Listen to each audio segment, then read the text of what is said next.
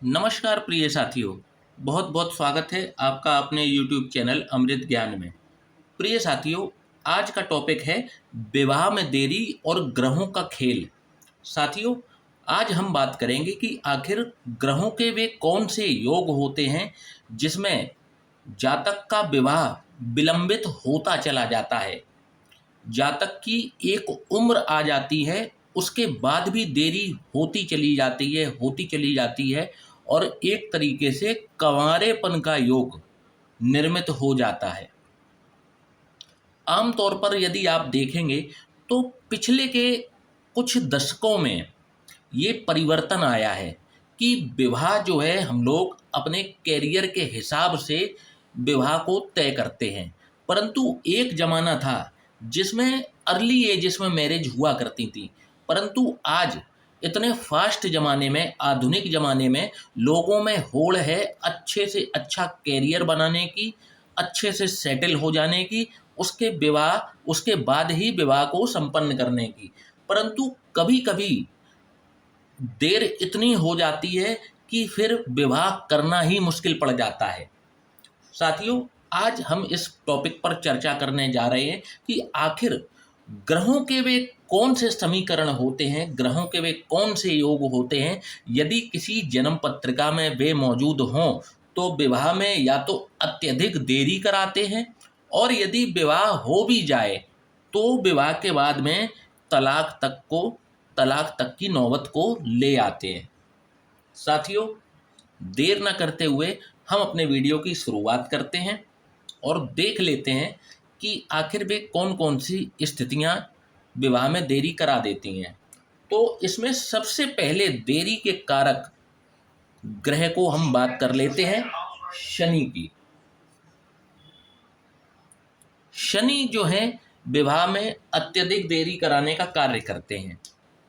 मैंने पोजीशन शनि की लिखी हुई है, इसमें आप राशियों पर ध्यान मत दीजिए, आप केवल भाव पर ध्यान दीजिए। यदि शनि प्रथम भाव में विराजमान है, पंचम भाव में विराजमान है, अष्टम भाव में विराजमान है, तो ये विवाह में देरी का सूचक है। इसके अलावा सप्तम भाव में यदि शनि विराजमान है और दशम भाव में शनि विराजमान है तो ये भी विवाह में देरी का सूचक है। क्योंकि शनि यहाँ पर, आप किसी भी स्थिति को ले लीजिए, शनि का हस्तक्षेप सातवें घर पर हो रहा है। जैसे कि पंचम भाव जो है, पंचम भाव में जब भी शनि विराजमान होंगे तो तीसरी दृष्टि जो है विवाह स्थान पर डालेंगे, और शनि की दृष्टि जिस भाव पर भी पड़ जाती है उस भाव से मिलने वाले फलों में देरी होना शुरू हो जाती है। जब भी लग्न में विराजमान होंगे तो सप्तम भाव को देखेंगे, तब भी देरी होती है। सप्तम भाव में अब तो खुद विराजमान है, देरी करा देंगे। दशम भाव में जब भी शनि विराजमान होंगे तो दसवीं दृष्टि से विवाह स्थान को देखेंगे और विवाह में देरी करा देंगे। और अष्टम के शनि ये तो इतना कर देते हैं कि कभी कभी देरी ही नहीं कराते हैं, विवाह को ही संपन्न होने नहीं देते जब भी अष्टम में शनि विराजमान हो, और यदि विवाह हो भी जाए तो तलाक कराने का कार्य भी कर बैठते हैं। साथियों, अब हम अपनी दूसरी चर्चा करते हैं और कौन कौन से ग्रह इसके लिए जिम्मेदार होते हैं। यदि जन्म पत्रिका में मंगल की ये स्थितियां बन रही हैं तो भी ये विवाह में देरी का सूचक है। जातक का विवाह देरी से होता है। एक तो ये हो गए मांगलिक, अब इनको एक मांगलिक व्यक्ति से ही विवाह करना है। दूसरा, इन भाव में यदि मंगल विराजमान होते हैं तो व्यक्ति का विवाह भी लेट होने के पूरे पूरे चांसेस बनते हैं। इसमें स्पेशली जब भी मंगल लगन में विराजमान हो, सप्तम भाव में विराजमान हो, तो देरी ज़्यादा होती है। साथियों, इसके बाद में एक कंडीशन मैं आपको और बताता हूँ। साथियों, जब भी सप्तमेश, इसमें सप्तमेश कौन से बनते हैं? शुक्र। जब भी सप्तमेश रोग रिपु और ऋण के भाव में चले जाएं, या अपने भाव से 12वें चले जाएं, या फिर सप्तमेश अष्टम भाव में चले जाएं, ये भी विवाह का देरी का सूचक है, और यदि इनका विवाह हो भी जाता है तो बहुत हैप्पीली मैरिड लाइफ इनकी नहीं होती, क्योंकि शुक्र का जैसे यहाँ पर सप्तमेश है, सप्तमेश का छठवें भाव में जाना मतलब इनकी जो जीवन साथी होगा उनको स्वास्थ्य संबंधी समस्याएं लगी रहेंगी, जिससे कहीं ना कहीं वैवाहिक जीवन में जो एक रस आना चाहिए, जो एक हैप्पीनेस आनी चाहिए, वो इनको नहीं रहती। और यदि अष्टम भाव में चला जाए तब भी कुछ इसी प्रकार की स्थितियां बनते हुए देखी गई हैं।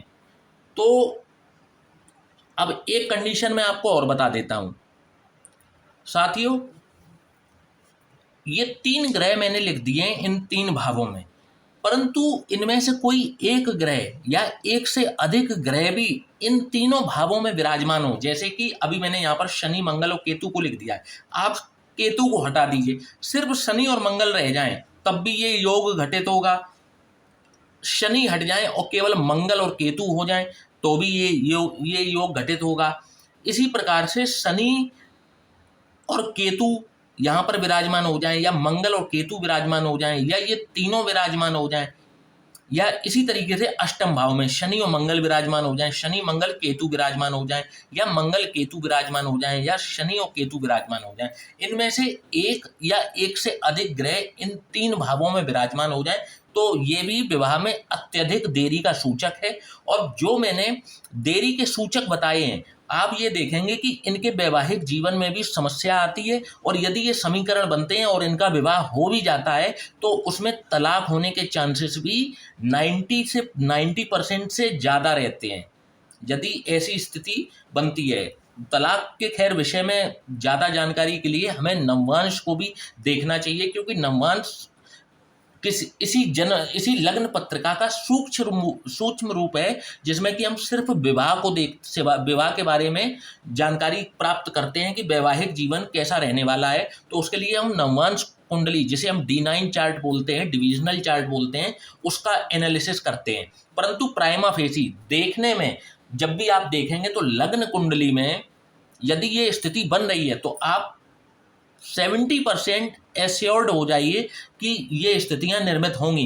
परंतु जब हम सूक्ष्म एनालिसिस करते हैं तो हमें D9 चार्ट में जाना चाहिए और वहां से देखना चाहिए कि क्या जो समीकरण यहाँ पर बन रहे हैं लग्न पत्रिका में, यदि उसी प्रकार के समीकरण नवांश कुंडली में भी बन रहे हैं तो आप 100% एक्यूरेट प्रेडिक्शन विवाह के बारे में कर सकते हैं कि ये विवाह चलेगा कि नहीं चलेगा, विवाह में कितनी देरी होगी। साथियों, आशा करता हूं कि आपको ये हमारा आज का वीडियो पसंद आया होगा। यदि आप भी अपनी कुंडली का एनालिसिस कराना चाहते हैं, प्रेडिक्शन कराना चाहते हैं, तो नीचे दिए हुए व्हाट्सएप नंबर पर आप हमसे संपर्क कर सकते हैं। यदि आपको हमारा वीडियो पसंद आया हो तो वीडियो को लाइक और चैनल को सब्सक्राइब करना ना भूलिएगा। जय श्री राम।